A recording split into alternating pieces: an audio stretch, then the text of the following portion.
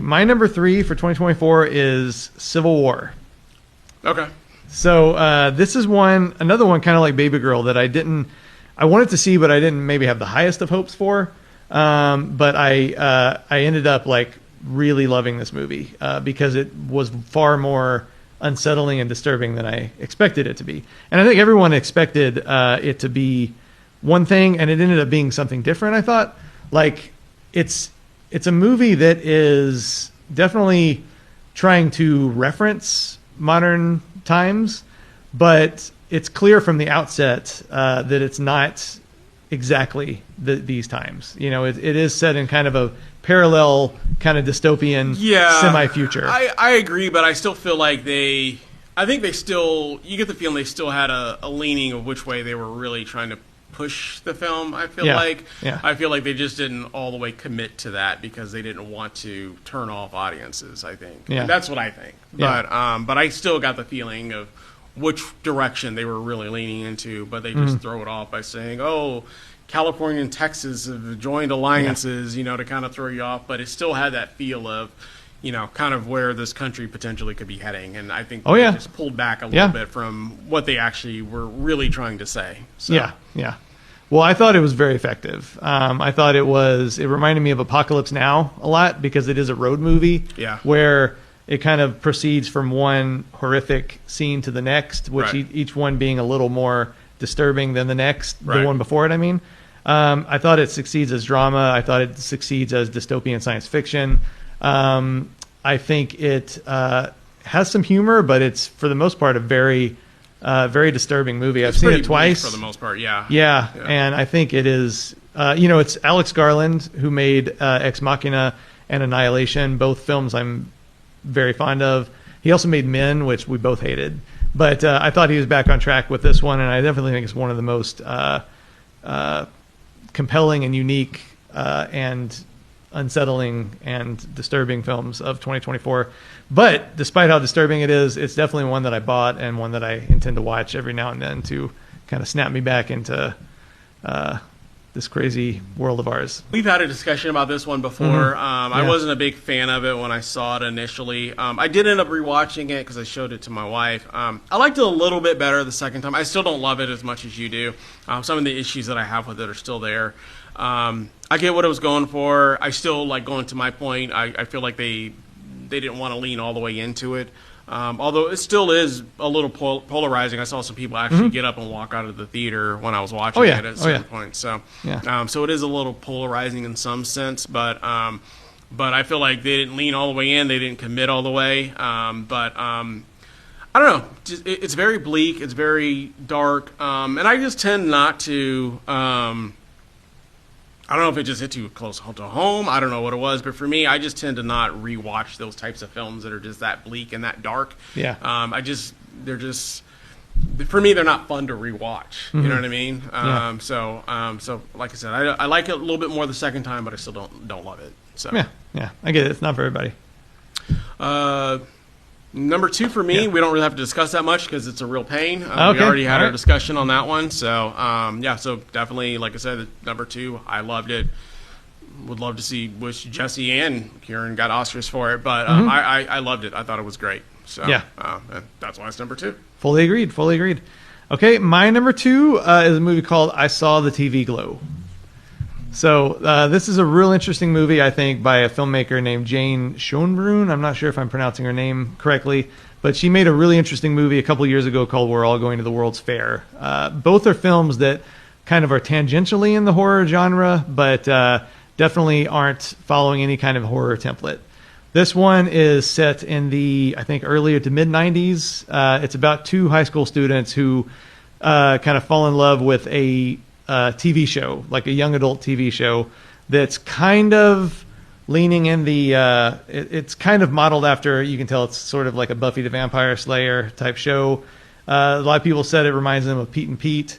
I'm a little older for the Pete and Pete audience. I never watched Pete and Pete, but people said it reminded them of Pete and Pete, the show within the movie anyway.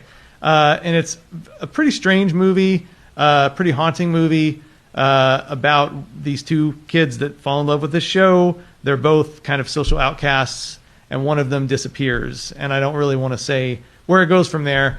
But it is a film that had to settle with me for a while because I saw it the first time and I was completely dissatisfied with the ending. Everything up to the ending I loved, but I was completely dissatisfied with the ending. Talked to some people, read some things, watched it again, and then the ending made sense to me the second time. And it blew me away even more the second time. So definitely one of many A24 films that I thought really kind of knocked it out of the park last year. I don't know if you saw that one. I have not seen it. I saw a trailer for it. It just didn't look that good to me. It looked kind of like, I don't know, Color Out of Space or something like that. Well, I love that one too. And I didn't care for that, but Yeah. it looked really surreal with the colors and trippy and things of that nature. So Yeah. for me, it just wasn't something that I ran out and watched. So Yeah. I think I have the Blu-ray at home or something on Yeah. the screener. I just haven't seen Yeah. it yet. So I might get around to it. But Yeah. I feel like it's one that I'm probably not going to like as much as you It's do. probably not your cup of tea. Yeah, Probably so, not. But you never know. I probably would have said that The Substance wasn't your cup of tea and you liked it. So That's true. That's Yeah. true. This one looks more weird, though, for me. yeah. So. Yeah. Yeah. Cool. And we're all here on number one. Look Number at that. one? Look at that. Yeah. So my number one, no big probably surprise for you, is actually going to be Furiosa, Mad Max Saga. I absolutely love that film. I love the last Mad Max film as well, Fury Road. This one I don't think is quite as good as that, but I absolutely loved it. I gave it 5 stars. I thought the action was great. I thought the story was good. I've seen it 3 times now and still have the same feeling for it. I know you don't love it quite as much as I do, but the reviews are great. Everybody I talk to seems to like it, and I love it. Yeah. Number one for me. Cool. Yeah. I need to watch it again. Because it's another one that I went into with very, very high hopes because you and I both love Fury Road. Oh, Fury Road yeah. is my favorite film of, I think, the past decade, Yeah. for me. So Yeah. I think it's like in that category for me personally. So Yeah. This Yeah. is not in that category, but Yeah. definitely just this year. Yeah, But- I don't think I ever did a top 10 of the 2000s, but it was definitely number one with a bullet for that year, Yeah, for sure. Yeah, Yeah. It would be. I think for the 2000, I think it might be. It would definitely be up there for sure. Yeah. So yeah. So I went into Furiosa with very, very high hopes, and I did like it. I liked it. I gave it a 4 out of 5, which is a solid B+. For whatever reason, I didn't end up loving it as much as Fury Road.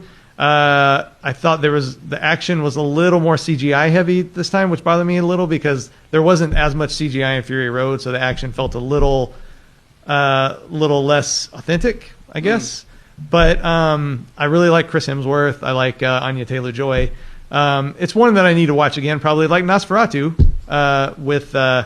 with kind of getting the first viewing out. Sometimes I need to get the first viewing out of the way with the high expectations, and then watch it again with more clear eyes, and then I might love it as much as you do. We'll see. Yeah, we'll see. Yeah. Or not. Yeah, or not. Okay, number one for me is Anora. That's my number one film for 2023. I've been a big fan of Sean Baker's ever since I saw Tangerine a few years ago. Tangerine, I think, one of the best movies I've seen in several years. He did The Florida Project, which was also really good. He did Red Rocket, which I liked a lot. But Anora, I thought, was one of his very best films. It stars Mikey Madison, who I watched on Better Things. I don't know who watched Better Things, but it's a really good show. She's also been in Once Upon a Time in Hollywood, right, and a few other things. She is probably the only real competition, I think, for Demi Moore right now for the Best Actress. I haven't seen I'm Still Here. That's the only one I haven't seen. But it stars her as a an exotic dancer and a prostitute on the side who sex worker. You're right. That's the right word. She is referred to a young Russian teenager who basically is obviously swimming in money and kind of in a like a risky business type reference.